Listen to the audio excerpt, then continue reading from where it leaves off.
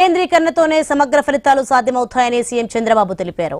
మంత్రులు, కలెక్టర్లు తమ పద్ధతి మార్చుకోవాలని ముఖ్యమంత్రి సూచించారు. పెట్టుబడిదారులను ఆహ్వానించాలని చెప్పారు. ప్రతి జిల్లాలో పెట్టుబడులకు చాలా అవకాశాలున్నాయని తెలిపారు. అన్ని జిల్లాల్లో వ్యవసాయం ఉందని చెప్పారు. అలాంటి అవకాశాలు లేని చోట టూరిజం, ఎంఎస్ఎంఈల మీద దృష్టి పెట్టాలని అన్నారు.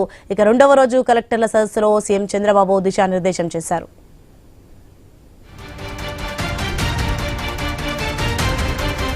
ఏదో ప్రతి ఒక్కరు నేను కలెక్టర్గా ఉన్నాను, నేను మంత్రిగా ఉన్నాను, నా దగ్గర రావాలి, బయట వెయిట్ చేయాలి, నాకు టైం వచ్చినప్పుడు నేను చూస్తాను, ఈ యాటిట్యూడ్ పోవాలి. You are promoting investment.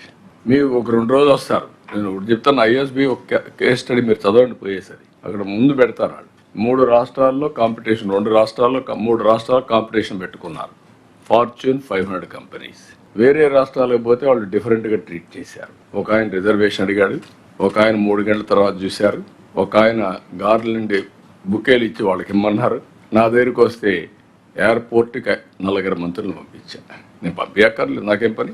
4 మంత్రులు పోయి రిసీవ్ చేసుకొని అక్కడిని తీసుకొచ్చిన తర్వాత నేనే బయట వెళ్ళి అందరికి షాల్వులు కప్పి 30 మంది 20 మంది వచ్చారు ఫ్లైట్లో, అందరికి కప్పి లోపల తీసుకుని ప్లేట్లు ఇచ్చి సర్వ్ చేసి అయిపోయిన ప్రజెంటేషన్ ఇస్తే ఏం చేస్తారు సార్ అన్నారు.